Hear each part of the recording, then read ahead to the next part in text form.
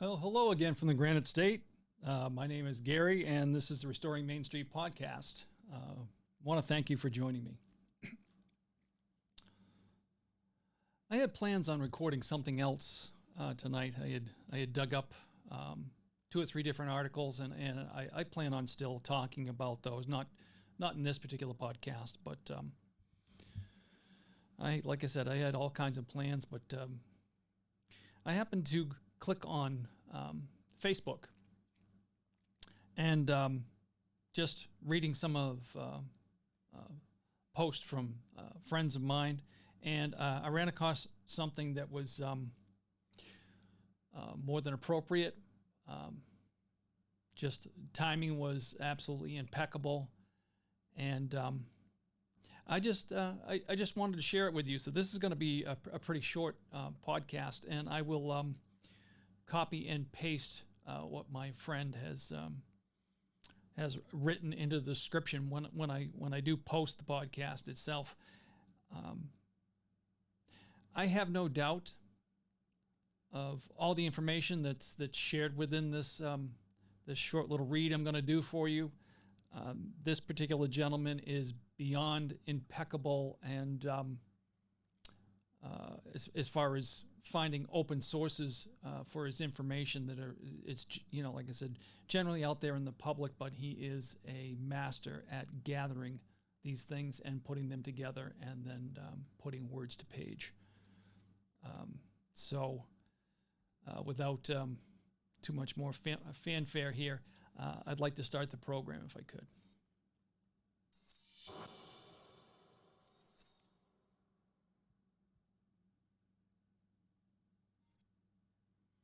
And there we go. Like I said, I don't plan on taking very long. You know how, excuse me. Let me do this before I get started, if that's okay. Excuse me, I apologize.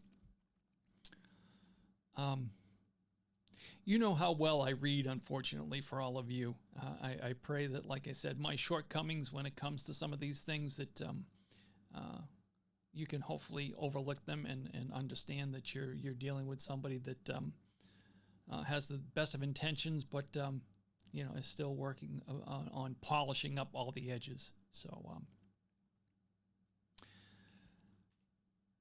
my friend's post just happened to strike me because as it happens over the last few days, conversations online on social media have gone in the direction of what's happening to all of you as far as finance and energy and soaring food prices and just the cost of living and those types of things. And I've gotten into a couple of different, like I said, discussions online in social media, and just read and in that way, I guess, listened to some other people's opinions. But it just all of this just kind of like I said, kind of struck me. It's all important things that we need to talk about and discuss. And so in light of all that, and I'm sorry I'm rambling here a little bit, but let me just share with you what my friend wrote on Facebook.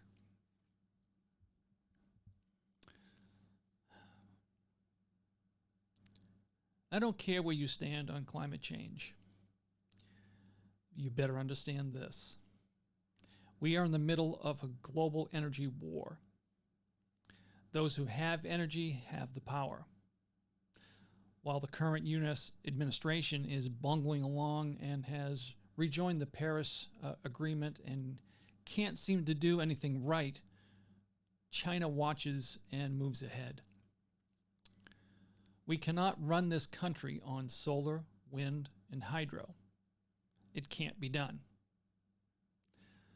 There is one and only one proven formula for low-cost, reliable electricity. We need to build reliable, resilient power plants and ensure a reliable fuel supply. Most of the time, this means fossil fuels, natural gas, coal, or oil. Sometimes it means hydro or nuclear. What will definitely not provide low-cost, reliable electricity is what this administration supports pursuing, a so-called 100% renewable grid based on sunlight, wind, and batteries. Excuse me. While we were told that solar and wind could provide low-cost, reliable energy just as well as fossil fuel, nothing could be further from the truth, because solar and wind are unreliable. They don't replace reliable power plants. They add to the cost of reliable power plants. The more wind and solar that grid uses, the higher the electricity price. German households have seen price double in 20 years due to the wasteful, unreliable solar and wind infrastructure. Their electricity prices are 3 times ours, which are already too high due to solar and wind. The fossil fuel industry is the only industry that can produce low-cost, reliable energy for 8 billion people in the next several decades. That's why globally, fossil fuel use is 4 times of all other energy using combined. And why oil, gas, and coal is used why oil, gas, and coal use is exploding in the developing world. Like I said, excuse me for my fumbling. The only moral and practical way to lower global CO2 emissions long-term is to develop low-carbon sources that are cheaper than fossil fuel. China, for one, will not stop using fossil fuels until it is cost-effective to do so. China has a clear strategy of running its economy on fossil fuels while encouraging others to run on inferior, unreliable solar and wind that is made using Chinese fossil fuels, which produce 85% of Chinese energy. In 2020, China added 38 gigawatt of coal plants and has 247 gigawatt, enough to power 3 Texases in development, all designed to last 40 plus years. China is planning to build 43 new coal-fired plants and 81 new blast furnaces, equivalent to adding 1.5 to its current annual emissions, according to a new report. China is leading the world in new coal plants, building more than 3 times as much new coal-powered capacity as all other countries in the world combined in 2020. It isn't alone in its reliance on coal, however. China and 4 other countries, India, Indonesia, Japan, and Vietnam, account for more than 80% of the coal power stations planned across the world, according to June report by the think tank Carbon Tracker. China sees the writing on the wall. They are patient and plan ahead. Our administration plans for nothing while China plans years ahead. They know we all suffer from rolling blackouts in certain areas, and moving to the point of relying on electricity without being able to produce enough electricity to meet our daily needs is a recipe for disaster. China knows it. It's part of their military operational war plans. The Department of Defense has no definition of war plan according to its own doctrine.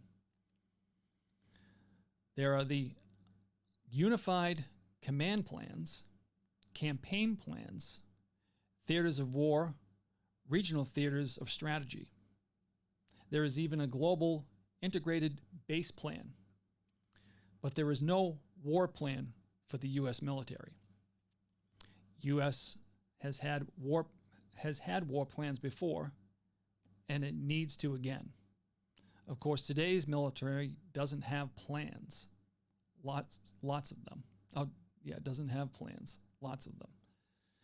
They are just not complete, or they are too limited in scope, not going beyond the military's actions. Rather, the Department of Defense has a set of plans of planned reactions for various regional contingencies. These contingency plans emanated from 6 geographic combat commands. These plans combine in a global integrated base plan, which informs decisions about which military forces should support which aspects of the plans. The contingency plans are geographically focused and rarely in their detail. Vary in their detail. But they share a number of shortcomings. Critical, what the contingency plans do not plan well is the continuance of conflict. We saw that both in Iraq and Afghanistan. There's a reason why China claims they will replace the United States as the world's power by 2039, and in July of 2021 even decreased that time to 2031. The action or lack thereof by this administration has sped up China's timetable. I don't care which side of the political spectrum you fall on, unless you are an outright communist hoping for a communist takeover, then expletive to you.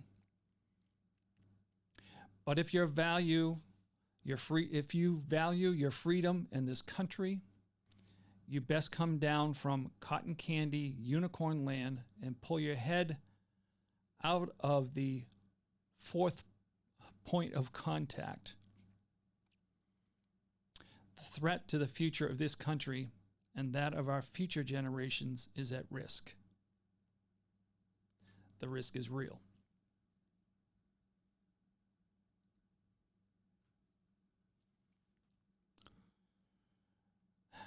I want to apologize for fumbling through some of that, and I hope I didn't butcher it to the point that the finer points of all of that was lost on you. I pray it wasn't. If nothing less, I'd pray you'd go back and listen to it again, and I did correct myself a couple of times, and I pray to God that it was coherent enough for you to get something of value out of that, because like I said, I had other plans tonight. I was going to record other things, and I just stopped and read that and felt that you needed to at least hear it. I'll copy it and post it anonymously, and it's only out of respect to my friend.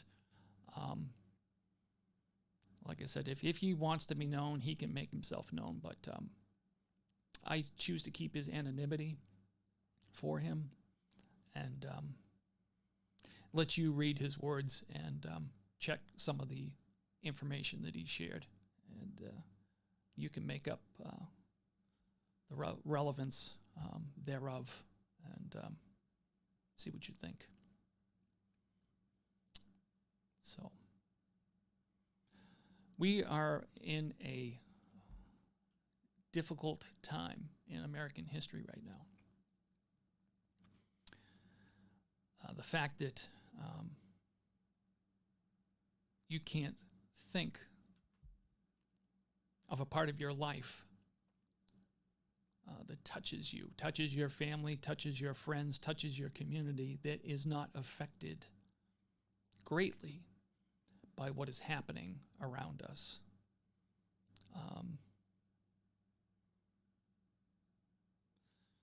Our government is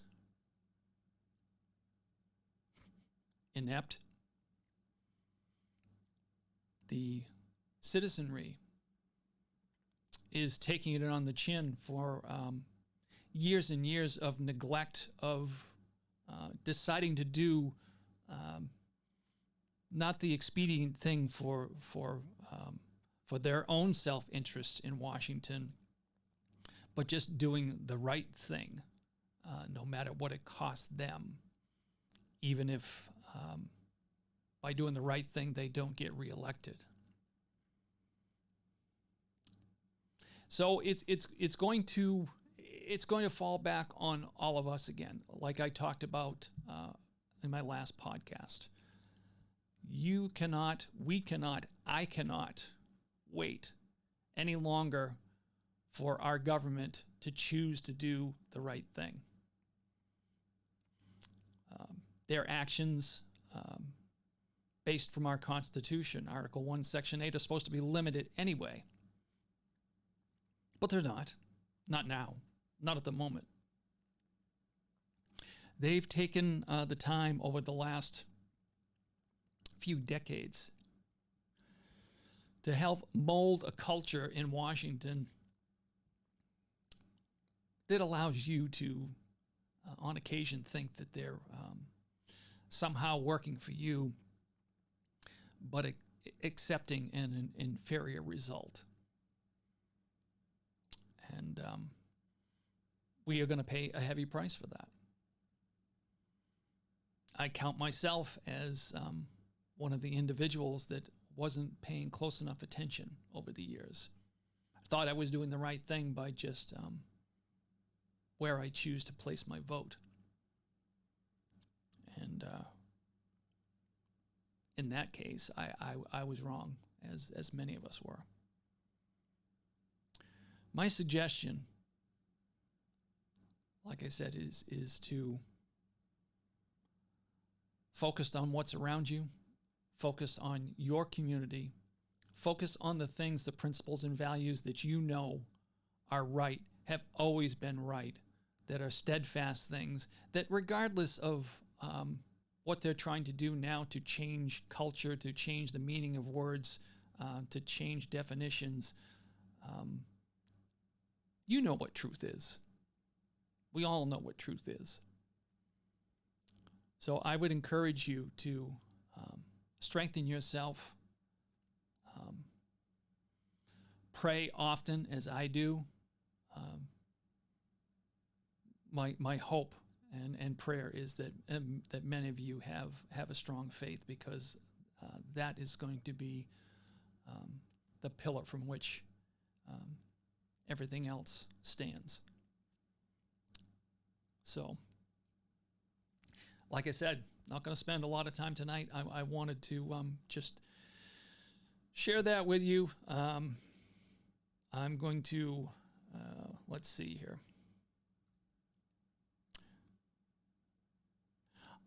I'll get into those other topics that I discussed that I was planning on doing. I promise you that. But I felt you needed to hear my friend's words. So I'd like to give credit to a few people, like I always do. Please remember, as far as Restoring Main Street goes, we post to YouTube, Rumble, Gab TV, BitChute. You will find a Restoring Main Street page on Facebook. I am also on,